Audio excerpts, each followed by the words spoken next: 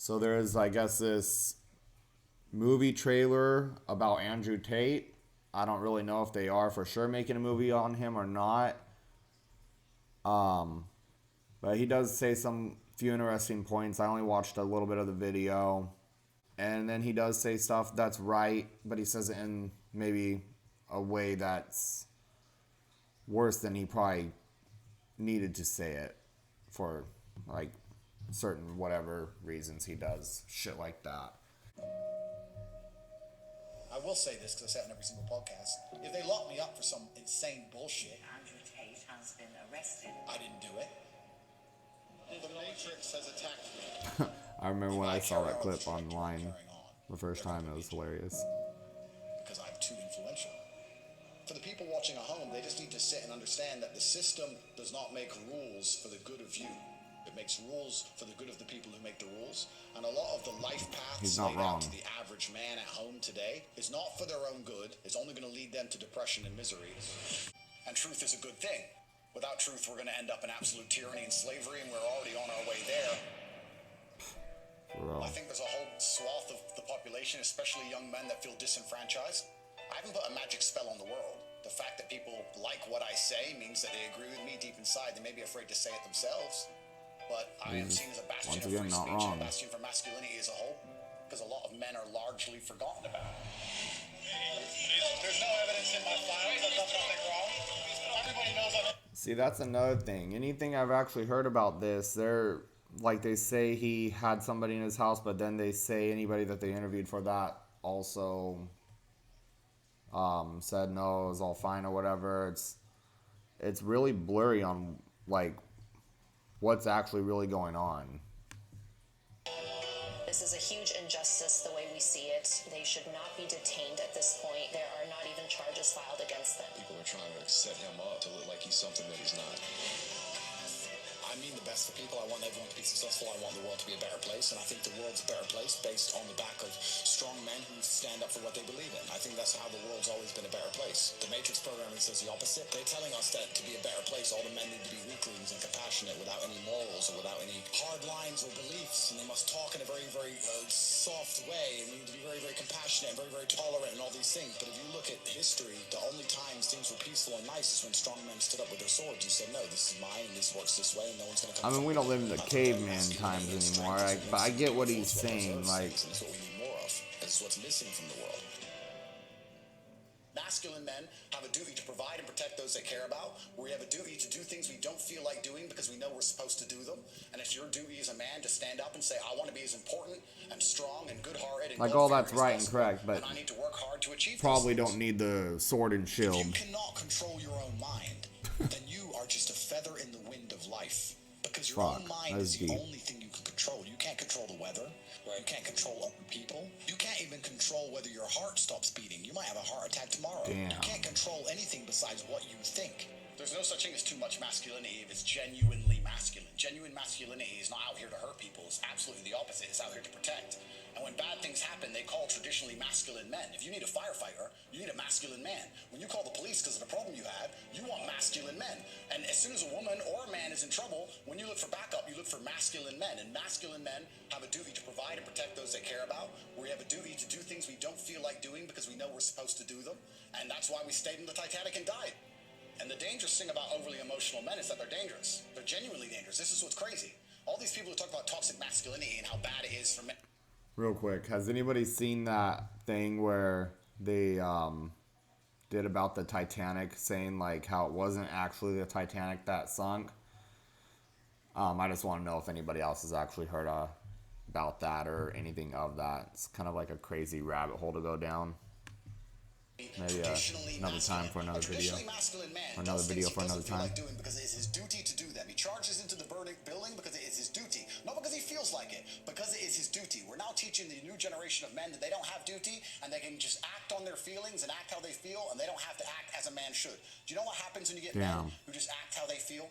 You get school shooters, you get violence, you get That's rapists. fucked. Men who do That's not all control their fucked. emotions are dangerous. If you find a man who is stoic, he's not going to hurt people. He's going to sit and think about his actions very carefully, and he's going to be a good man who protects for and provides for his family. You find a man who just acts out on impulse and does whatever he feels like, you're going to find a dangerous man. Sitting here telling men to cry more and act with their feelings, and it's okay to feel this way, that way, etc., and have no self-control.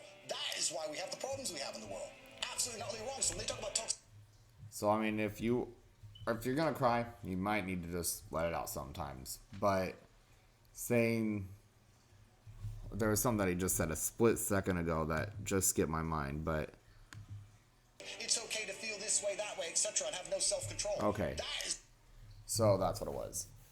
I think, yes, people should all have self-control, but you also shouldn't just completely ignore yourself, your thoughts, the way you feel about things, because only you is going to think about you. I mean, there's that. We have the problems we have in the world. Absolutely not only wrong. So when they talk about toxic masculinity, they have it completely inversed on its head. Completely not only wrong. We need to be teaching stoicism. We need to be teaching young men to understand... What the hell's stoicism? What is the definition of stoicism?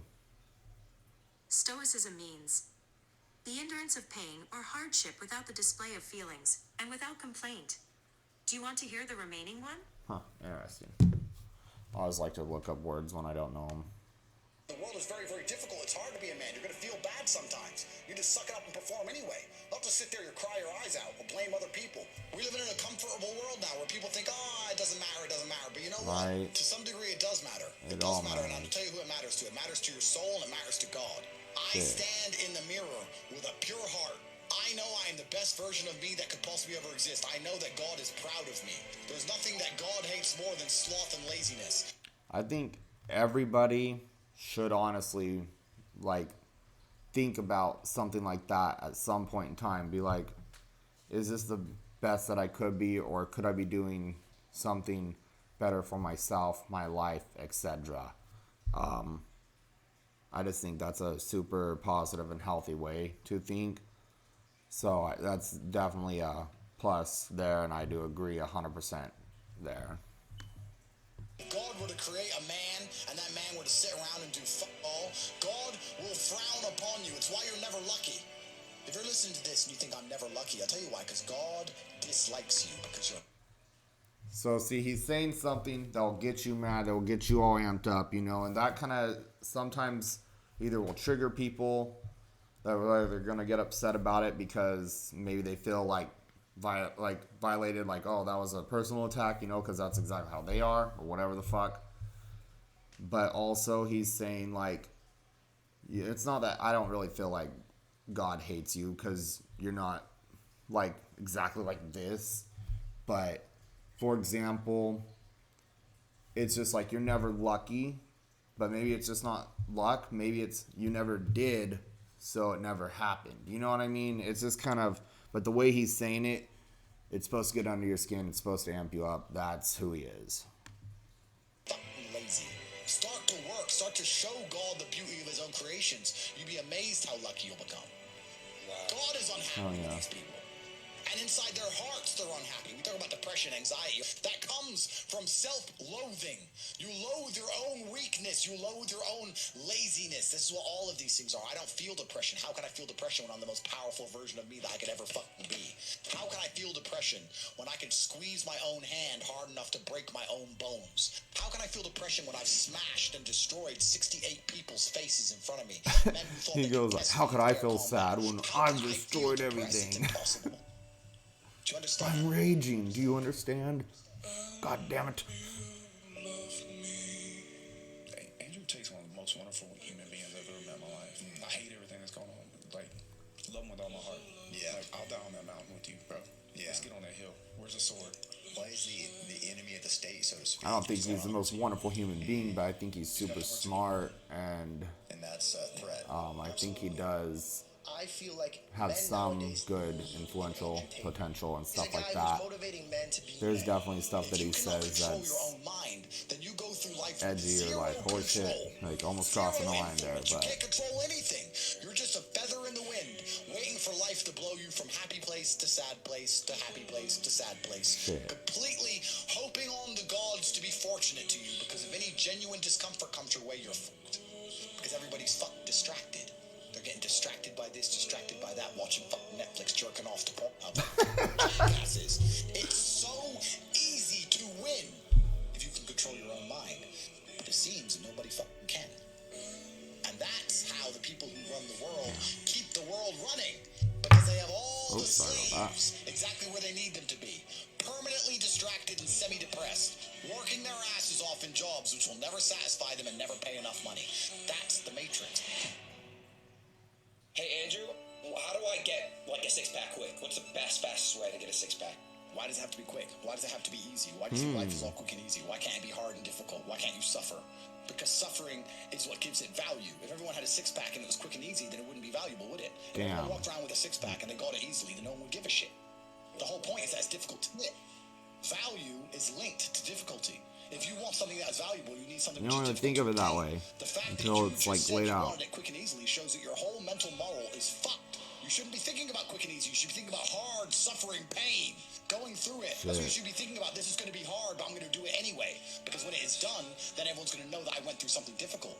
Why do you want it to be quick and easy? You're Don't right. you understand how It defeats the mind is? It defeats. The mind is broken. The mind is broken.